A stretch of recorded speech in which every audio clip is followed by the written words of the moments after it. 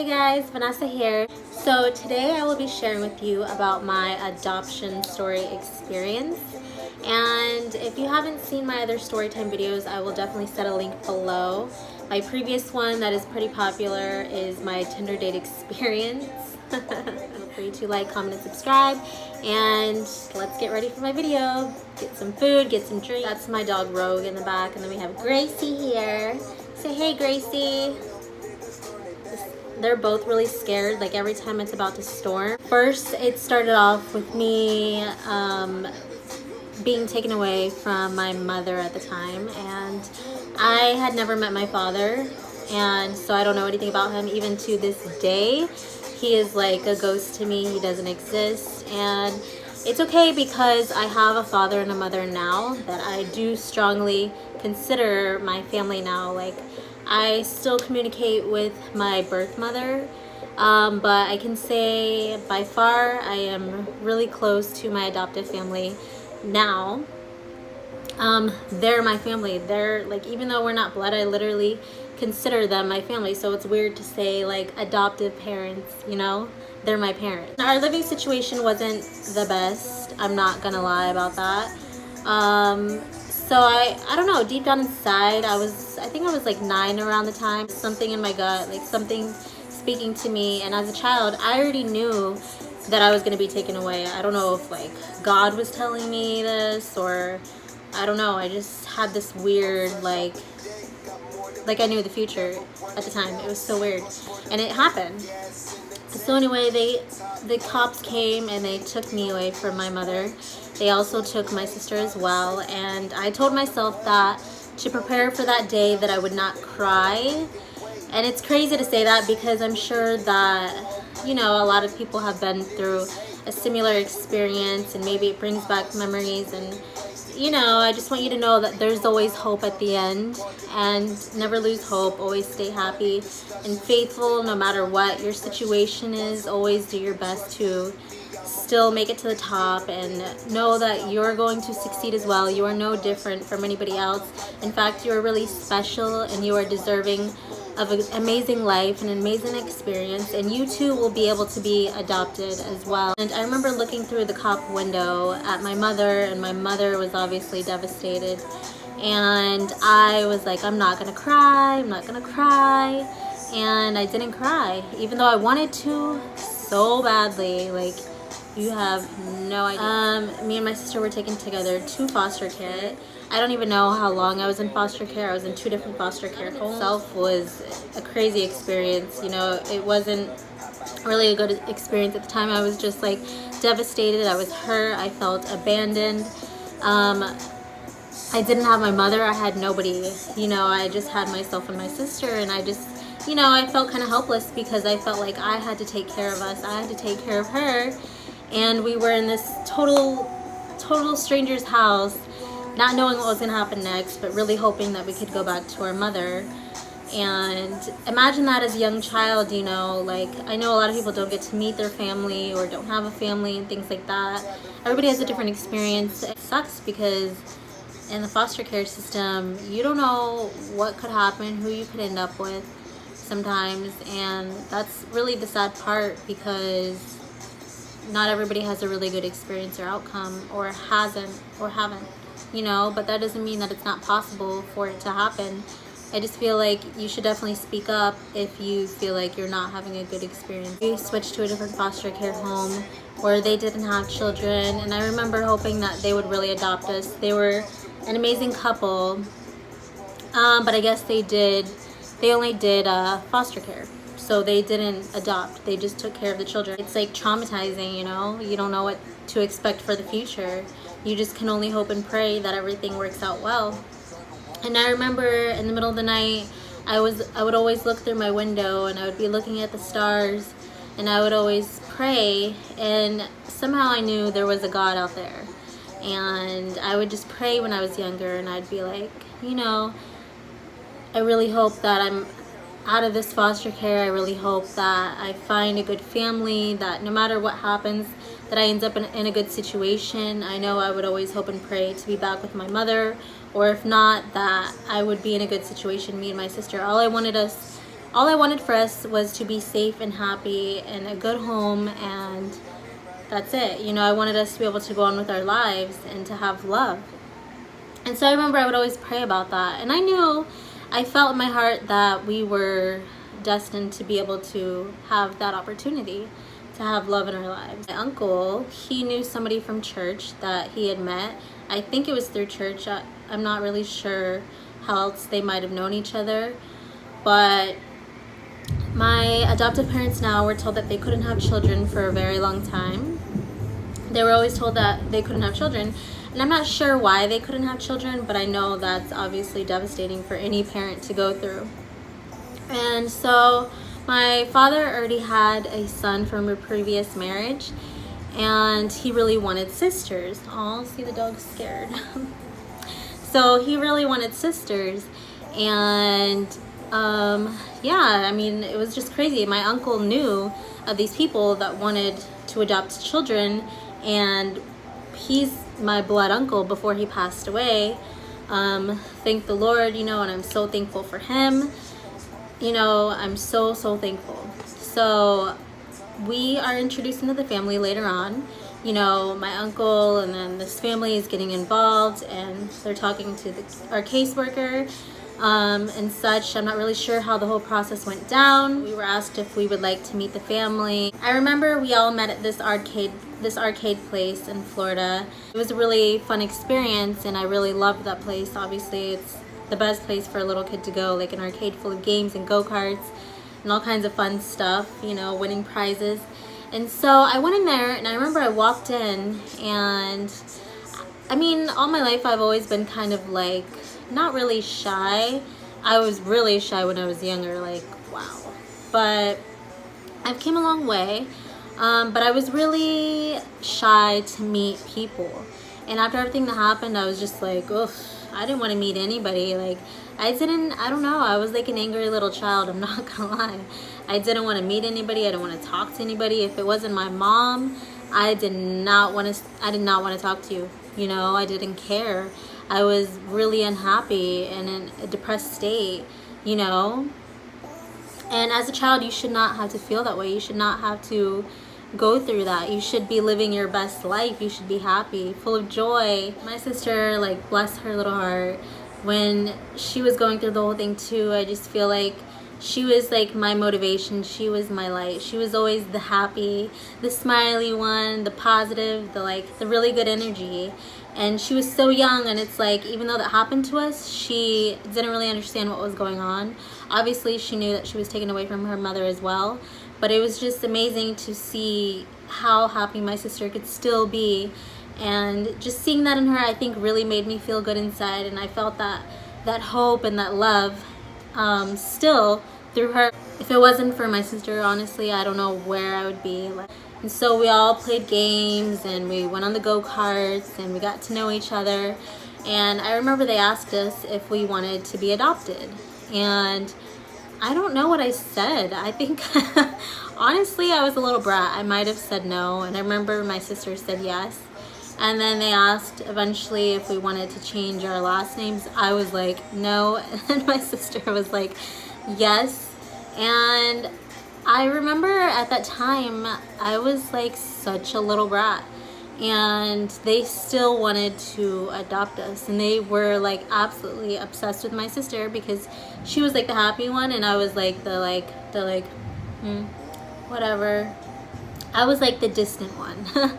And that's not good. Like, I should have been wanting love. I should have been like, you know, happy and thrilled that I was like brought this new family, but I don't know, I wasn't. I was still stuck on going back with my mother. I talked to my sister, and she said she really wanted to be adopted. And so at that time, I agreed to get adopted just because of her. Just because she wanted to get adopted. That was something that she really wanted to do, and I wasn't about to lose my sister. I wasn't about to be separated and go somewhere else. Like, I'm not going to do that. I was willing to do anything to be with my sister. So at that time, even though I was a little brat and I just didn't understand, I didn't want a new family, and I just thought, like, I mean, I'm probably never gonna go back to my mom anyway. You know, I just didn't really see that happening, honestly. The adoption process, my parents were very emotional. I was, you know, very happy. I started to become closer to them and to feel that love. I still was very distant for a while. I remember I didn't want to hug anybody. I didn't want to kiss anybody on the cheek. I didn't want to get intimate like a family. I didn't want any type of touching, or I don't know. I was very weird with love. I don't know how to explain it, but as a child I really had trouble getting close to my family. The adoption process, all four of us were there, me and my sister and our parents, and also, actually no, a lot of our family was there too. My nana, my papa, both of my aunts, my uncles, my little cousins. That, you know, I had this really big amazing family. You know, I had this really amazing opportunity to start a new life and to have this love. And although I wasn't very welcoming of that, eventually I did adjust to it, and eventually I realized it was the best blessing I've ever had in my life. Sometimes if you're going through things, I think you always need to have that one friend that can like pick you up, that can always, you know, make you smile and make you feel good even though you didn't think that you could still feel good inside. You know, I mean, everybody goes through something. Come on, we all go through things here. Nobody has a perfect life. One day or another, all of us have our moments to where we may feel down, and it's nice to have somebody around, you know, that can really make you feel good inside. And that's always been my sister. Had trouble getting along with my family still.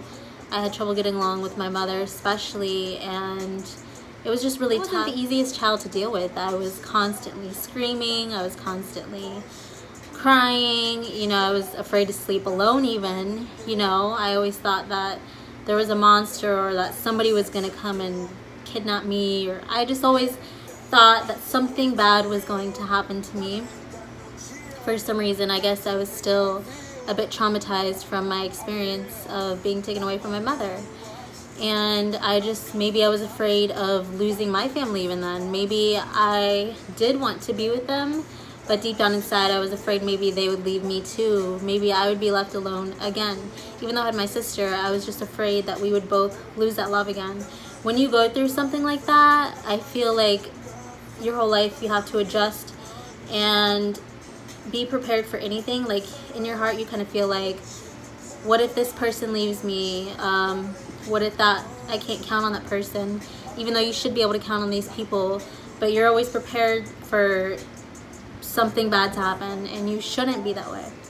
And so I can honestly say that I've came a long way, that, you know, now I'm building friendships, like relationships, and I'm learning to accept and allow people inside my life, because you can't be that way your whole life, or you're never gonna find true love or real relationships if you're always mistrusting of people, or you think that not everybody's gonna always be in your life. Yes, there are gonna be people that come and go, and you have to learn to accept that, but you also have to learn to be opening and welcome to love and allowing yourself to feel that, because more than anything, that is what a person needs. Everybody deserves love. And especially going through experiences like that, more than anything, as a child, all I needed was love.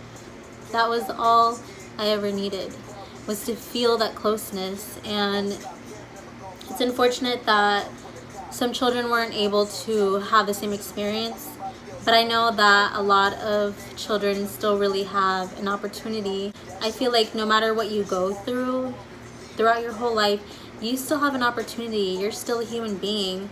You have the opportunity to make your own decisions and choose your own path in life. Just because you may not have that loving family now doesn't mean that later on in the future you will not have that, because you will have that. You have to speak it into existence. You have to be positive. You have to constantly know that, you know, God has your back, and regardless, in the future you can still have that opportunity to create your own family and to create your own love. We can stop the cycle, you know. It doesn't have to be bad, you know. It can be good. You are capable of creating your own happy, positive life filled with love. I am still very thankful to this day, the fact that my parents never gave me up, because I'm sure they had plenty of opportunity to give me up, to say, hey, I don't want this child anymore. They didn't have to adopt me and my sister. If they wanted to, they could have just adopted her and say, hey, like, I don't really need to deal with this troubled child. I don't need to experience this. I don't need to hear this every night. I just, you know, I don't want to deal with it. But the fact that they still kept me and still managed to like love me and to be there for me, to help me grow into the woman that I am today, to never give up on me, that means a lot, because they still took me in. They still accepted me for who I was, and they still were not willing to give up. They were not giving up on me. They knew that more than anything, me and my sister just needed love, and I was just the difficult one to get to. You know, I was a difficult one to love. And they, like, more than anything, a child just needs love. You know, even if they may not show it, you know, deep down inside, really, that's all they do want. Maybe they're just afraid of losing that love again. Eventually, as I grew up, I realized that they were such a blessing, and you know, I'm blessed. Like, I had a great life. I got to go to school. I was doing better in school. I even have a scholarship now. At a certain point, I don't remember when, but the state starts to pay for your schooling. And that in itself is a blessing. And I have that until I'm 28 years old, and I'm 25 right now. So I got schooling, and I had a beautiful, amazing family that loves me. And that was something that I had never had before. And it was something that was very new to me, and that I'm so thankful for to this day. And if you're watching this video, mom or dad, nana, papa, my aunt or uncle or cousins, just know that I love you, and I am very thankful for you. And thank you for being there for me and my sister. And just know that we'll always be there for you as well, and we love you. Eventually, I started to get closer to my parents. I started to hug them. I finally started to call them mom and dad. And it's crazy because not long after they adopted us, they ended up having their own children. They had 2 of their own children, other than my dad's previous son from his previous marriage. They ended up having a little boy, and then not long after that, they had another little boy. And so we were a full house after that. Can you imagine that, guys? Like, we went, wow, a lot had changed. And so I had my beautiful little brothers, you know, that I helped to raise, me and my sister. And it was an amazing experience. Just know that you too deserve an amazing and happy life, that you too are blessed. You will have a family. Just stay happy and hopeful and confident. Keep praying, keep pulling through, keep being positive, keep living your life, and just find the best in every day. Be grateful for the things that you do have, for some of the people that you do have in your life. And even if it's a situation that you don't want to be in, just do your best to make the best out of every day, out of every situation. And just know that you will find a good home too. Just know that you are loved, that God loves you, and I'm also praying for you. Never lose hope, and just know that you are still capable of creating a beautiful life, even though you are in charge, nobody else. And you know what? God will help you too. Just remember that. You will have love no matter what. You have an opportunity to create your own family, to have your own children, to have your own happy little life, you know? And you can make sure that your children never have to go through what you had to go through, you know? And I'm excited because I am 5 months pregnant, and I'm super happy to create this new life for my child. And I will make sure that my child never has to go through what I went through, and I just want to give my child abundant love. Say hi, Mochi! Mochi! This is Mochi. Mochi, Mochi, Mochi. Mochi, Mochi, Mochi. He's like, what the heck? Feel free to like, comment, and subscribe. I would love for you to follow through in my journey, because I do plan to make more videos, so definitely stay tuned for that. I hope that you enjoyed my story, or that you could learn something from it or feel inspired. Overall, I'm very happy that I got to share that with you. It's not something that I share with everyone. This is something very personal to me, and it means a lot for me to share it with you. It feels good to kind of just release it off my chest. Thank you so much for watching, and I love you guys so much.